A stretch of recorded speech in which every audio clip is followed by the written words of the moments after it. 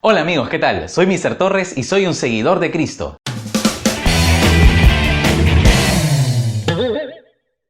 Hola, ¿cómo les va? Como todo el mundo sabe, se acerca una de las celebraciones más importantes para el cristianismo, la Navidad. Independientemente de si se debe celebrar o no, hay algunos detalles que me gustaría compartir contigo acerca de esta celebración. Hay varias cosas que se han creído durante años en el cristianismo y se han transmitido de generación en generación, y como suele suceder, a pesar de que probablemente no sean verdad, se han vuelto una verdad en la mente de las personas. Hoy te quiero compartir 5 curiosidades acerca de la Navidad que probablemente no hayas escuchado.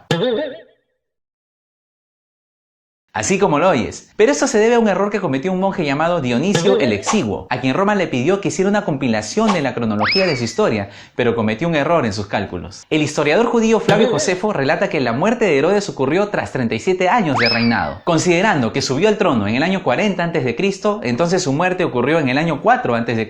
Esto genera un conflicto, porque Herodes estaba vivo cuando Jesús nació y quiso matarlo. Esto no quiere decir que cambie la veracidad de los hechos. Lo que sí nos enseña es que en esos casos, hacer bien la matemática es muy importante.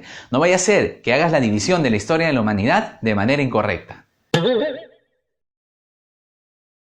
No les voy a hablar acerca del origen de la celebración, porque probablemente ustedes ya saben mucho acerca de ese tema. Pero si leemos la Biblia, podríamos tener más o menos una idea de en qué época del año nació el Señor Jesús. Si leemos Lucas capítulo 1, vamos a encontrar detalles muy valiosos. Para empezar, tenemos que tener en cuenta que el sacerdote Zacarías pertenecía a la clase de Abías. Existían 24 turnos de sacerdocio para los que servían en el santuario durante el año. Y los turnos comenzaban en el primer mes del año judío, es decir, en Nisán, que para nosotros sería marzo-abril. Según muestra la Biblia, el turno de la clase de Abías era el octavo. Eso quiere decir que si contamos desde Nisán, que es el primer mes, Zacarías fue a servir en el mes tercero, es decir, Sivan, que equivale para nosotros mayo-junio. Terminado su servicio, regresó a su casa, y en esos días de junio, su esposa Elizabeth concibió y se recluyó en su casa durante 5 meses. Luego, al sexto mes del embarazo de Elizabeth, el ángel Gabriel visita a María. Esto sería en el mes de Quisleu, que equivale a noviembre-diciembre para nosotros. Entonces, María quedó embarazada a inicios de diciembre,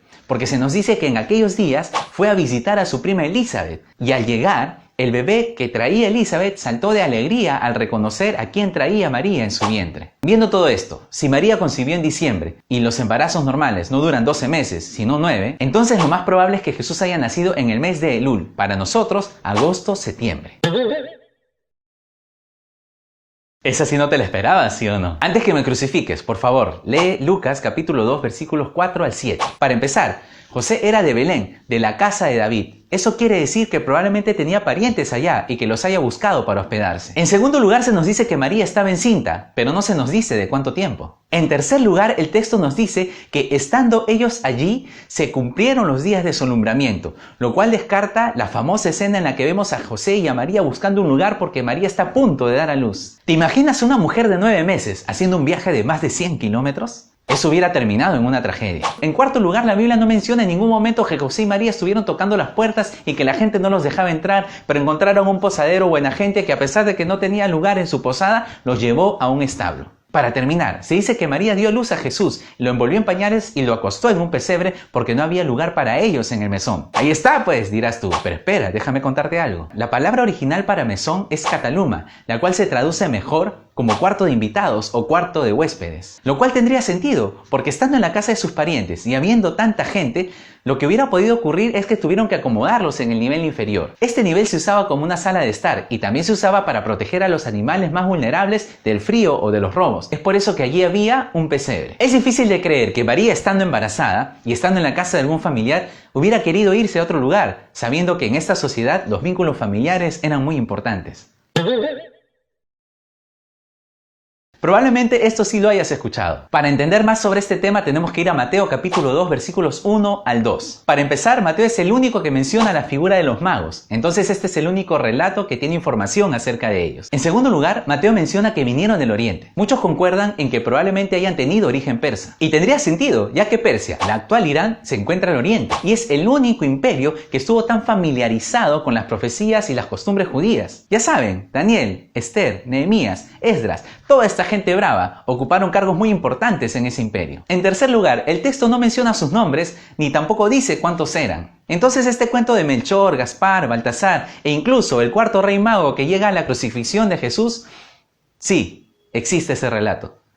Suenan muy simpáticos, pero no son bíblicos. Lo más probable es que haya sido una caravana de muchas personas, ya que el hecho de que 3 hombres ricos viajen más de 2000 kilómetros solos, con sus 3 camellos y sus 3 botellas de agua cielo, suena un poco jalado de los pelos, ¿no crees? Ellos estaban llevando muchas provisiones para el viaje, y para esto necesitaban muchos sirvientes que se encarguen de todo este equipaje. Entonces podríamos estar hablando de que por lo menos 30 personas estaban en este viaje, incluyendo nuestros queridos magos. Ahora, cuando la Biblia usa la palabra mago, no se está refiriendo a los hechiceros o a gente que hacía encantamientos. Este término más se refiere a que estas personas eran sabios y estudiosos de las profecías y de las estrellas. Para terminar, fue en el siglo II que Tertuliano, uno de los padres de la iglesia, los ascendió a la categoría de reyes. Esto se debió a que hay un salmo que dice que los reyes de Tarsis y Saba le traerán sus regalos. Entonces se creyó que los magos eran estos reyes que habían venido para cumplir la profecía. Después de un tiempo se estableció que fueron 3, al ser 3 los presentes que ellos le trajeron a Jesús. Más tarde, en el siglo IV, se les dio los nombres de Melchor, Gaspar y Baltasar. En el siglo VIII se les hizo de razas diferentes y por último, en la Edad Media, se comenzó a decir que uno de ellos era afrodescendiente. Es común ver en la mayoría de películas esta hermosa escena en la que llegan los pastores y juntamente con ellos llegan los magos y los magos le ofrecen sus presentes a Jesús. Pero déjame decirte que las cosas sucedieron un poco diferente. En Mateo capítulo 2, versículo 11 podemos encontrar unos detalles muy interesantes. En primer lugar, la Biblia menciona que llegaron a la casa y encontraron a María y a Jesús. No sabemos dónde habrá estado José, probablemente habrá estado en la carpintería chambeando para ganarse los frijoles. Sin embargo, en el relato de Lucas se nos dice que los pastores llegaron y hallaron a María, a José y al niño acostado en un pesebre. Entonces, partiendo desde ese punto, podemos darnos cuenta que los magos no llegaron esa misma noche. En segundo lugar, lo más probable es que los magos hayan llegado 1 o 2 años después del nacimiento de Jesús. Fíjense lo que hace Herodes al verse burlado por los magos. Mandó a matar a todos los niños menores de 2 años según el tiempo que había inquirido de ellos. Esto nos demuestra que probablemente Jesús haya tenido 1 o 2 años al momento de ser visitado por los magos. Es muy importante leer la Biblia, porque solo así podremos diferenciar entre lo que realmente ocurrió y lo que nos han contado o repetido a través de las generaciones. Bueno, muy al margen de estas curiosidades, como las he llamado, lo importante es que Jesús vino a este mundo, nació para morir y llevar el pecado de todos nosotros. Y es su sacrificio el que nos hace libres. Si vas a celebrar la Navidad, recuerda siempre ese detalle. No dejes que nada distraiga tu corazón.